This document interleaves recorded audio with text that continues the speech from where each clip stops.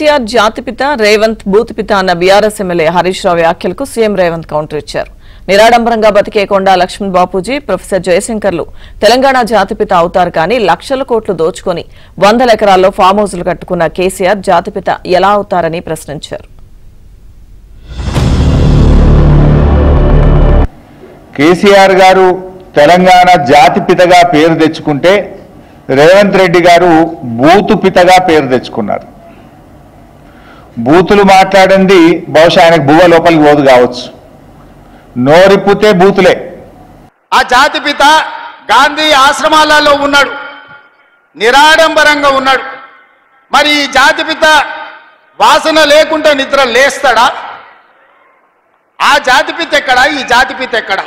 ఆ జాతిపిత ఎక్కడో చిన్న చిన్న దళిత వాడల్లో జీవితం గడిపితే 100 ఎకరాల ఫామ్ హౌజుల్లో ఈ జాతిపిత గారు ఉన్నారు. ఈయన జాతిపిత ఎట్లయితాడని నేను అడుగుతున్నా. అసలు పోల్చుకోవడానికన్నా పొంతన ఉండాలి కదా.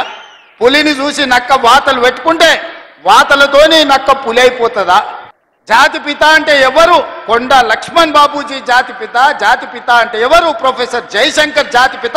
ఏ పదవి లేకుండా సర్వం త్యాగం చేసి ఈ దేశం కోసము, స్వతంత్రం కోసము, తెలంగాణ రాష్ట్రం కోసం సర్వం దారబోసిన కొండా లక్ష్మణ్ బాపూజీను ప్రొఫెసర్ జయశంకర్ తెలంగాణకు జాతిపిత అవుతాడు తప్పితే నోరు తెరిస్తే అబద్ధాలు చెప్పేటోడు, తెలంగాణ రాష్ట్రాన్ని దోసుకున్నాడు, 100 ఎకరాల ఫామ్ హౌజులు కట్టుకున్నాడు, 1,00,000 కోట్ల రూపాయలు సంపాదించుకున్నాడు, టీవీలు పేపర్లు పెట్టుకొని అబద్ధాలను విషప్రచారం చేసేటోడు తెలంగాణ జాతిపిత ఎట్లయితాడని తాటి చెట్టులాగా పెరిగినాయని నేను అడుగుతున్నాను.